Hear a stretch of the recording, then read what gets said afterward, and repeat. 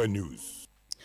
Anopa yema finshi apachini akwa banfamro ipa wa chiri po enso afidi batan so sabre nsema do ye nsaka no nsi edika brem ya transe kase bo ye de ba abesuma chichiri ani pinchem ye nuanom memenda kwanwefo nyina ya mamo yonkodo na waji yeso biakoye ensam no Dawson ana yete enam nemom chane so ya na oyepafmola.com promisefmola.com tune in Oyerepa FM Facebook Oyerepa Radio YouTube Oyerepa FM enyesia na ensam no se de si etie yemfa ebo kase ensam no TV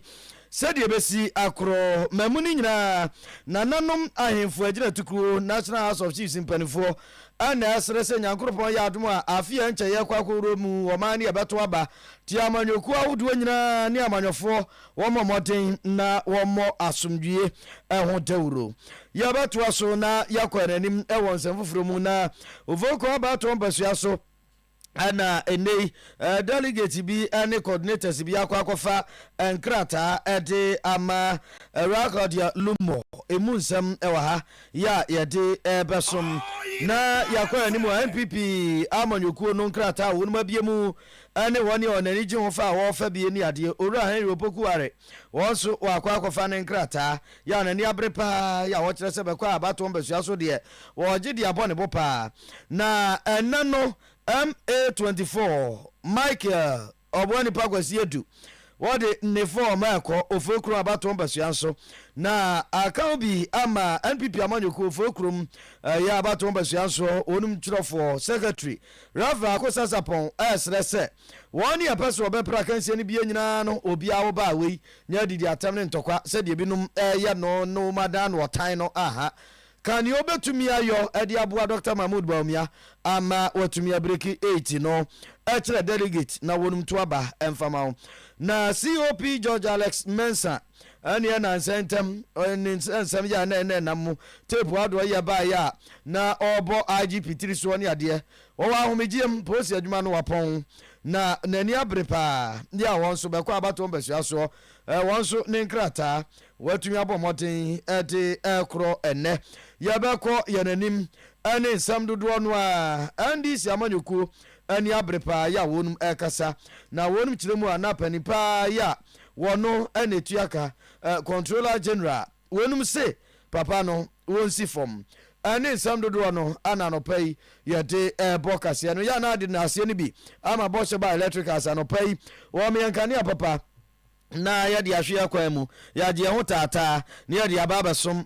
baby bia ya wo bia chandeliers corner light wall light gate light garden light CCTV cables cameras any ne keka ho afa digital video recorders any standing fan no electrical cables papa bose banchen na e wo so obo modern na oba ebegie ye pa cho ye wadum PZ maami ata akofo dan nim sanswa na kate ya Dubai ye ni Dubai di animhwe wo kwa bose babo ho eniema papa na yete ma wo na afei wabo modi aba bepiem ewo Oyerepa FM no Oyerepa TV dan mu Bosheba Plaza ye ma oniema papa nkania papa ene ho mpemprade papa 0536 095966 0536 095966 eso na obefre na Bosheba Electricals ya jo so ama nkania papa wonum ene woni aka na ebu ama no pai kasia no yede eba Emmanuel Odu Korea ana asem dikin Joseph Amoateng ana to botubrani wa betintim na obochidom ama yede asum several room also Kingsley Adawoma edem ya yede esomo Wofa Atta Frimpong enemy din sam no nchiremu se de sitie yemfama mo wamanga na mamuni nyina nanu ahemfo agina tuko National House of Chiefs wonum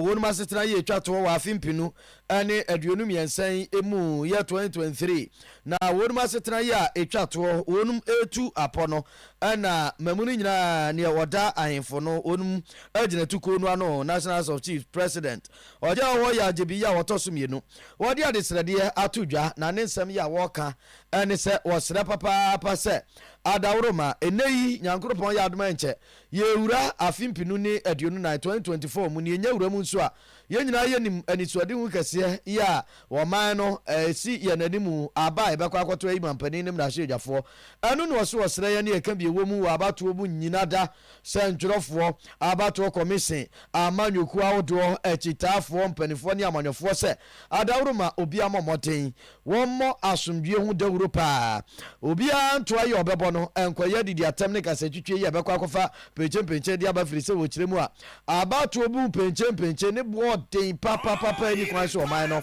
yeso so kra nti asomdue nko ana abato commission so o ma ne amanya pepe nya fine ma obi ana kobase yeto aban wie na obi adusu a na ejawaje atumboko di obedi nkunim so wadan nyankropon ase.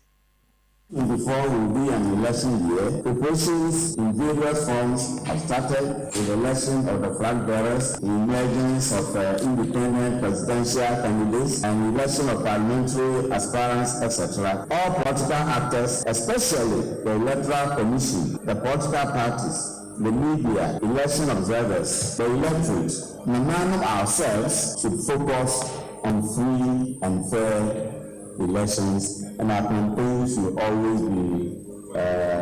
based on issues. Campaigning should be decent and should be focused on issues, not insults nor attacks on opponents' personality. The EC, working with all stakeholders, should continue to create the atmosphere for free, fair, and peaceful elections.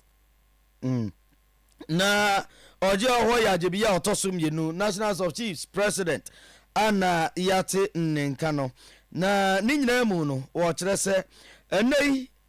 amanyosem ene ade no ahemfo sede enhye no etie ne galamse kura komum sede ahemfo no esi wonum enaso ani wonum ani abrepa no wonum tonkoso anampo wonum enye nche safri se garamse ni de ha twin papa abra ahemfo enfo ho anyim no aban wontimi ninim e wo garamse ekon mu kura. Not so unconcerned as Galamsey continues to devastate our lands. There are also fears that the soil poisoned by the Galamseyers can affect not only the production of cocoa, but also the quality of the cocoa that we produce, and indeed other crops. Cocoa is the mainstay of Ghana's economy, and nothing should be done to negatively affect the hen which lays the baby egg. There is enough evidence to suggest that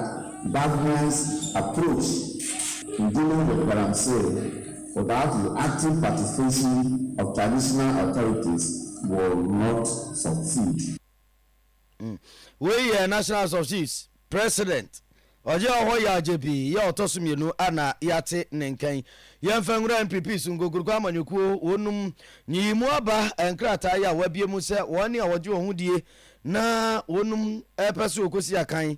wonum enfankrata ne ade no ani woni oni abre no wonum ani abre papa binu afo wonum de dadadadada ebinum so nenam kwam ya wonum ekofa ebinum kura so nyansi ginaye ene ho sensem bebre ene ade na voko abato basua so ene ho so abede pa na NPP amanyoku no emabi eno nso akon ho abom ya wonum akwakofa nkrata ade amaura Claudia abna kwatin lumo se womra me NPP amanyoku no wonum nipa wonde ne komra hye fiem e wa abato basua so womaprinyi mu aba ene ade a na eno no ura Eduardo se yajiman ya wofa nkrata no ade ma ura Claudia abna kwatin lumo wodi nsem tu dwa wo kirim se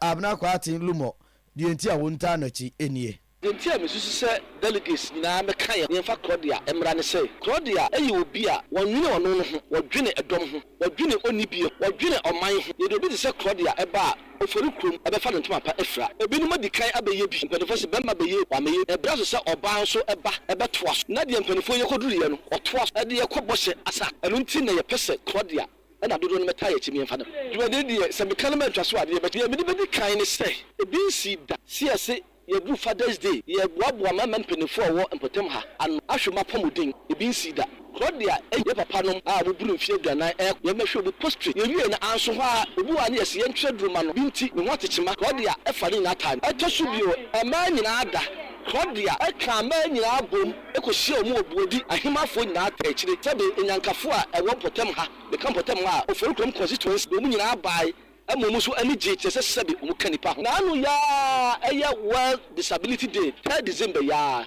yɛnuanom a biribi nti ɔmo atekyema na sɛ disabled ɔmo nyinaa kɔhyia adwase ahemfie adwase yɛn so gye yɛfa so na agyeman ɔgye yɛ ɛfa so ɛma yɛntumi na ɔmo didi akasae ɛmo mu so hunu sɛ ɛwɔ mu sɛ yɛdi dɛm deɛ nanso yɛnsɛe ayo ɔmo didi yo owura Edward wasɛ agyeman ɛno no na ni nyinaa emu no ɛna ɔto aso owura Anthony Amankwa ya wɔyɛ NPP amanyɔkɔ furo nkrom dwomtrani ɛkyerɛ constituency chairman man triple Anthony wɔn so wɔde nsɛm atu dwa na triple wɔkyerɛ sɛ wɔsrɛ ntoabɔ no ɛyɛ tietietia ma obiara nkasɛ ntwitwi ne yɔnko sɛdeɛ binom yɛ no afa na bufu dabi ɛyɛ ɔdɔ ɛne ne obetumi ayɔ no obi anka every 4 years bia no the makwan ma obi a ɔpɛpa sɛ ɔbɛsom ɛwɔ constituency level as parliamentary member of parliament no the makwan ma obi a yɛ party ba mapa bia etimi bɛfa form na also contest ɛti ɛbra no na ɛburu hɔ sɛ the party ni hyehyɛ sitie no nomination no ɛyɛ 20th to 25th of December na nti yɛhyɛ aseɛ ɛnura Nelson owusu ansa ɔno so abɛfa no de ɛna yɛni aba wɔde a lumo party ɔno so abɛfa no deɛ ɛnɛti okabo ma na kyerɛ sɛ nipa mmiɛnsa na abɛfa ebi so abɛka ho nyame ka no sɛ sɛdeɛ MPP party no esitie no yɛde mmara ɛna kyekyere party na party no so no obiara ni hɔ a ɔboro mmara na yɛde kyekyere party ɛno nti no nyame ka kyerɛ candidates no ɛne wɔn akyi taafo nyinaa no sɛ ɛyɛ sɛ obiara de mmara no yɛ adwuma wei ɛyɛ NPP amanyɔkuo no adwomtrani yɛ a ɔwɔ fokoro abato mpasua so man triple Tony wɔn na yɛte ne nkan yɛ a wɔkyerɛ sɛ ɛyɛ nkabo mu nko a ɛnyɛ ntete mu obi anka ne obetumi ayɔ yɛnkɔ yɛnim yɛgu so a NPP amanyɔkuo no nsɛnsɛm a na wokɔkɔpiem ɛwɔ ɛnɛyi bɛkɔ abato mpasua so a ɛneɛ onuonyafo Henry Opokuware wɔn so wakɔfa ne nkrataa yɛ a ɛneɛ wɔkyerɛ sɛ n'ani abere paa primaries no wɔn so wɔkɔ bi papapapa yɛ a ɛnyɛ agorɔ na wɔde n'ani soade hunu ɛto dwa ne nsɛntwerɛfoɔ ɛbɔ nkɔmmɔ sɛ nti a wɔtu saa na ma ɔno wɔkyerɛm sɛ wɔn n'ani soade hunu paa ne sɛ wɔba bɛbie nnwuma dodoɔ no a ɛwɔ bɛkɔ apɔtɛm ama mabunu no atumi anya bia yɔ afei wɔn mu akwan da n'akoma so apɔm de nsɛm nso ɛda n'akoma so papapapa yɛ a ne nyinaa nti ɛna nei ama n'ani abere a wɔbɛ sɛ wɔba enyimu akansie ne bie. I think I'm privileged to even have been to the office to even pick the forms to serve Amansie.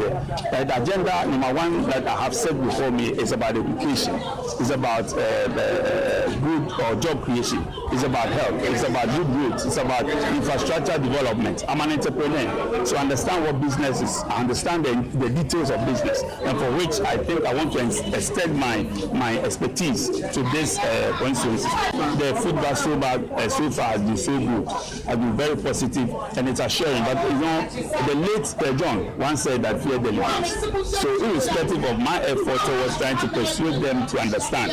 that we have good policy for this constituency, I do appreciate the fact that yes, delegates have the right to decide. So they are the deciders, but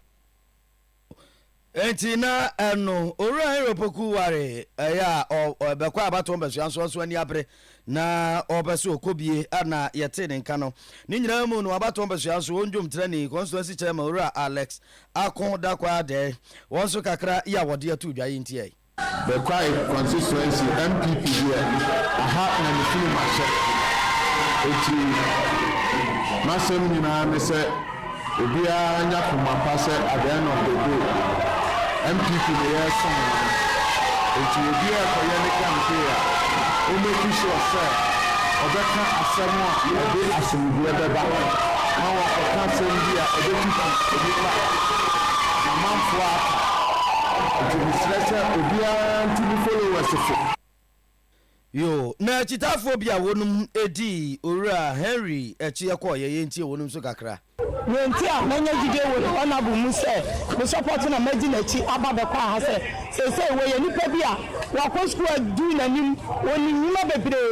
MPP no so no wo gura mu ache a ma ya kempe aya ache enti ye se mimi se honorable wo ba no wo be fa be kwa ni amanse west nya ato no so se de nipa se wo ye na adwuma no sa no honorable aba mi de minim so wo be enti ehia se metoma no na nwa kwata man be kwa district nyina ya toma no system nani hu apa nini ndia ewo nani mu no wo ye erde mayen wa cho ya kwan nya so fi anya kwanta kwa enti asopo anu mu no ya kwan nya ye nya so obaboa ana anya kwanta so toilet ne nya madu ho a ye bibi so obaboa ye ama nyina wo ye bi ama ye we remember the 2020 election we are independent candidates oyiriti ari otu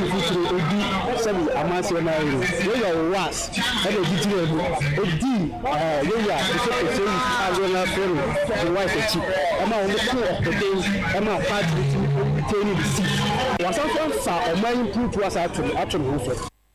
who achitafo bia wonum edi owura Henry opoku achi ene ne kwa yo mu kirem se ono ano mu yada no ana yeti wonum so enka kakrom kan ye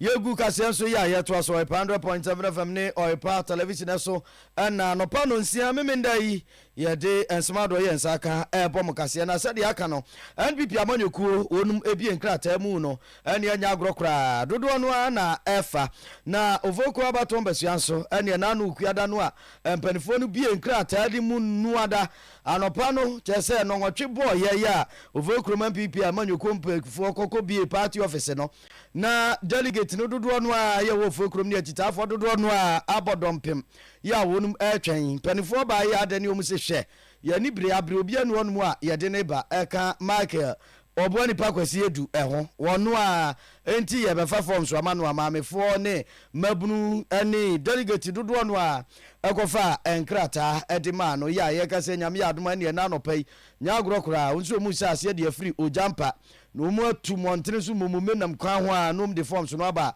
wo submit ne de ne ebinum efa no on de wo submit na eno ana constituency secretary dima NPP wo fokrom ora rafa akosa sapon ne wo kan se wo sere won ye fa nkrata ni nyina tiawa ne obetumi ayo edi aboa Dr. Mahmoud Baumia ama breaking the 8 esi won mani so atumi abamu eno nko a enaka enye ntokwa enye twitwitwi ya amanyoko kromu na mo pre ade enti obi nkobu obi adapa o nseda ni bibia abeka de abonto a kamanu tum na pe oba bitina o bibia betumi aka edi akere delegate ka kire wonu mu ntoma se edu contest ya na dey back no dey ever as the two abele yi na back nya ye want campaign aye clean campaign the way to ye ebi abua party ebi abua ofuru pro na se ka kire o ma fo the way to le se ebi atu amama in better security ya in the two abele because contest of ideas the contest of movement to my amo for you my intino akon kai e wo ye party any kind any no to be aboa Dr. Mahmoud Baumia am ya breaking it come December 7 2024 we NPP amanyokuo no fokrom abato mbasua so twerofo constituency secretary Rafael akosa sapon ana yate nka se wotu afuo ya won ti wo kire se udi bibi kan na ade baye ntokwa hu so supporter ni obi kura supporter na odi nkomo ana se bia wonum kobomu a o de beda na ebufuo ne empapa mu ni akayo ne ntokwa ne ade kan de obetumi ayo na eno na wononyafo Michael Etu ya enei wonum bodge so constituency wonum dodo no a kire so omde ne ba no wo kire nani suade hu ne botaye senti enei woni afra no se omra medi wonum anim no wo mo nu sensi from ya onso obeba na waba abesom edi kai oforukrum ade ba ko a ehia me pa ye nkabo se ye de enkabo kese ebeba oforukrum ha senya nchichemu a emobia ntwo ko na ewom a obo oforukrum a sabe se wo fre edom ko somo ma do hia ema ye nto nsediri a obi bedu ho no wo se aspecity ho pa otumi sign na chisa wait ade no medu sa chichemu na e ye dienya nti mehwɛ hu sɛ party no sɛnea nneɛma akɔ ne sɛ yɛanhwɛ yi a ɛbɛdi anya da bi nti matu anamɔ a meyɛ sɛ yɛbɛka yɛ nyinaa yɛ ho abom kubo ofurukuma a wode wasote fam abɔ sɛ nkabom na ɛyɛ adwuma nti saa nkabom na mpɛ sɛ meyɛ ho adwuma ɛma party no mu yɛ dɛn na party no mu yɛ akɔnɔ ɛma afoforɔ tumi bɛka ho ma party no gya ne naso ɛwɔ furukum ɛfiri wɔn nso wohwɛ furukum a yɛhia mpintuo bebree ɛyɛ m'ani so ade ho sɛ mɛkɔ mpanyinfoɔ no aso na makɔ akɔlɔ bi na makɔ mpintuo no bi aba bɛka ho ama ofurukum anim abɛnya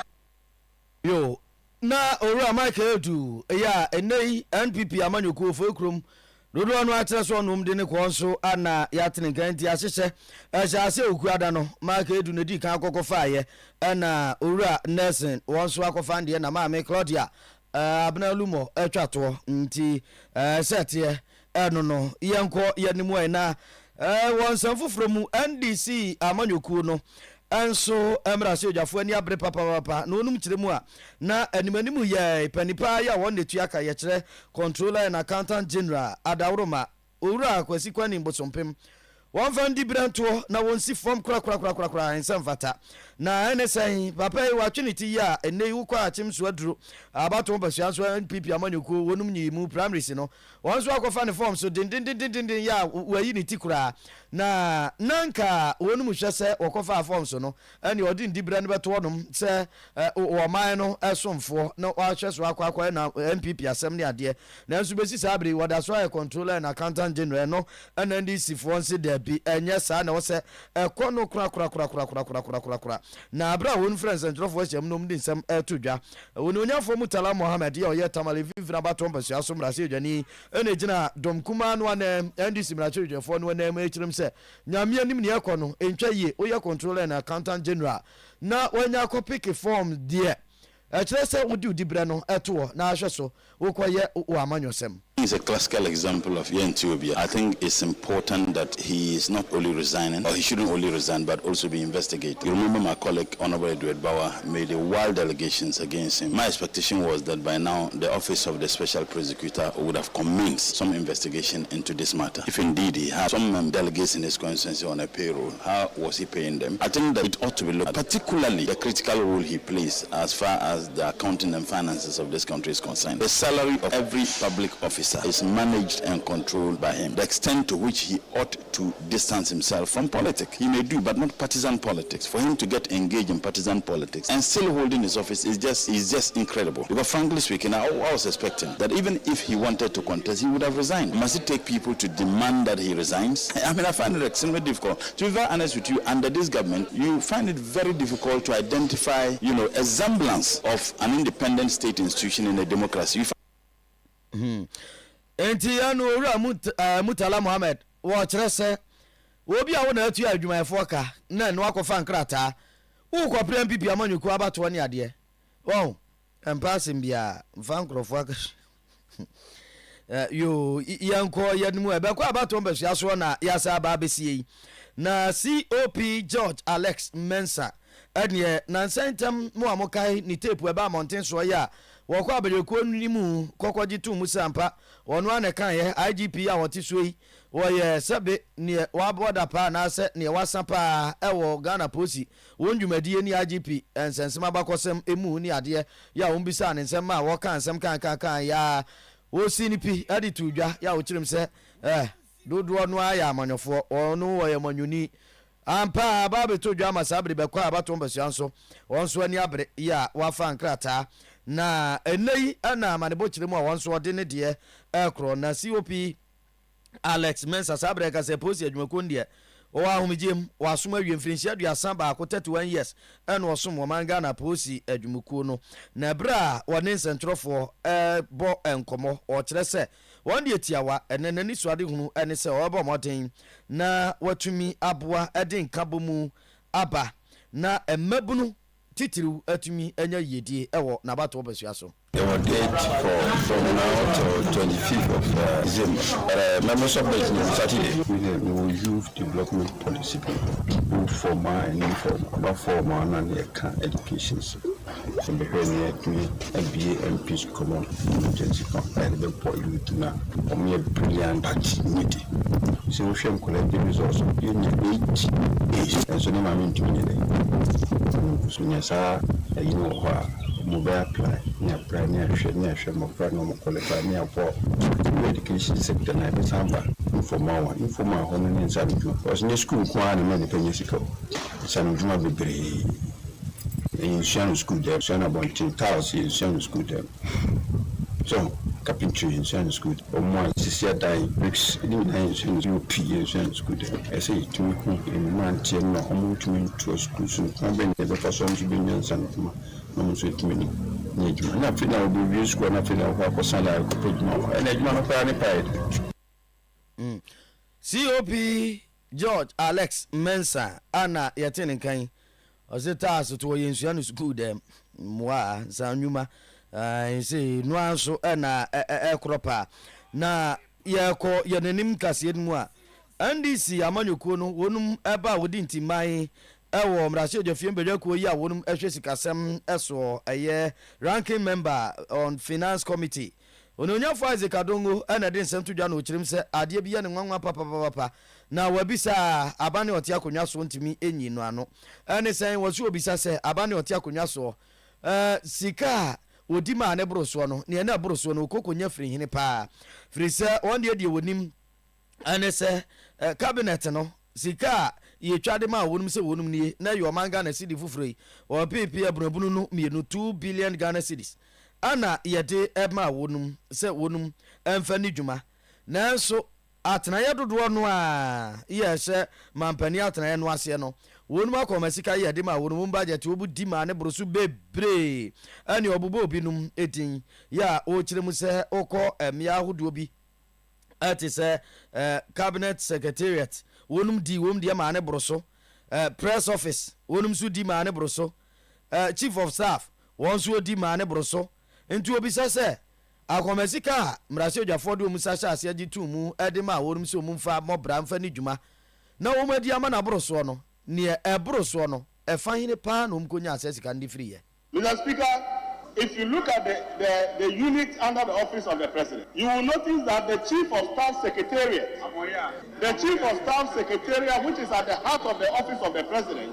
is very reckless in government expenditure. Mr. Speaker, how on earth can you get releases of 131 million and be able to spend 144 million? You are giving 133 million, but you magically spend 144 million. How do you get that money? So it means something wrong is happening there. That the office or the chief of staff is able to make expenditures irrespective of whether you make releases to the office or not. And we need to get to the bottom of how that office is able to make the money to spend when it has not even been released. Those money. Said that when we release 131, we expect you to spend 131 million, to spend 144 million, and we don't know where you get that money from. Mr. Speaker, you can look at the cabinet secretariat. The cabinet secretariat had a budget of 4.5 million. And by September, we are not even at the end of the year. By September, they are spending 7.6 million. So clearly, the office of the president is not part of our budget. And for them, they spend as they wish. They don't care about appropriation, and all they are doing is spending money that you don't know how they got it. That when you budget for 4.5, in September, you haven't even ended the year, they are already doing 7.6. Ononya fo Isaac Adongo ana yatene nkanti obisa akomasika no omudi ma ne broso mampani atena emu no baabi ade broso no efire wose adawro ma momodin na monkyere sa na etie so ho yemfa kase no empimo na sede ya kan de akere wo no nyankropon aya adom amene wa watimi asi ofie asodan suku office adwuma ne ade nkan ne de ensa bohyeba ho ye pa acho bra bohyeba nchen ye wadum pz mame atako for the num sanso ana ye ne Dubai edi animhwe wo banka ne asemu a ye pa acho bohyeba de enko ho woni aka nyina ada obi apen be bia da bohyeba electricals enkania papa ni fie ni standing fan ceiling fan brand bia wo pe electrical cables ne ma papa ye ba acho ye bohyeba enede apa bomodin na efrezo 536 095966 0536 095966 ye ba acho emendai oba beto yen ye de adwada kosi memenda anopa no nsia kosi anwumre no nsia yɛsom oba Oyerepa FM dan mu Wesley Methodist ne Central Prison roundabout iso a yɛbɔ hanom sanso a na PZ Antiata akofo dan num ne yɛsa ne Dubai Ketia edi enimhwefra yen naje eniema papa yɛkɔ die PSA ladi se yanchia ema no ne sof penin sofo akwa Isaac wose yanchia man pa wo achimba bi no wose yankanchiro se nyame adoma 31st no wobeba asore adwumanti wonti ma so sa 31st de PSA ladi se sofo akwa Isaac wobeba achimba bi nti munhwa nanim mo tent kese ba akomo no nko a Jesus to mi wura wo so chia mo pa na PSA kro no a wo se wo afinsia pa enkoma bra Steven wo Ketia Dubai otonton smade ne chain ni ade wo Ketia Dubai na nkwansefo no nchen ho no mo a nti bra Steven won so anopa wo afinsia pa ya PSA ladi se yemfa ma wo eno no nyame won hira pa Dikin Joseph Amoateng se wamanfo amo agogo tiamo agogo afran plentifo no wase gala no eba so afide ande jajajajai coach Kwesi Apia ne dida ayu no nyina eba nti enya agrokra 27 to 26 December ose krum manka gala no be baso dindindi de gwaja ase organize gala e dia ne em se enche obekọ for assemblyman yo nti wase Honorable and Apia Kubi ye no asema no pa se waso nasene ama wode gala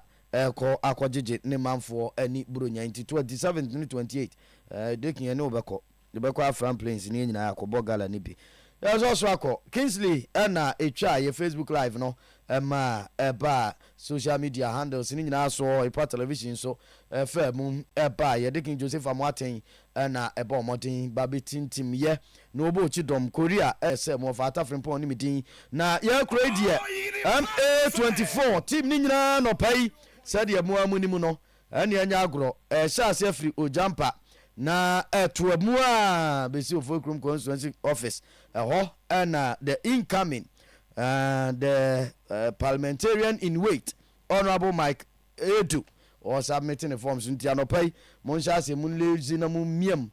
ramenu sraw ma mentonka ai yanko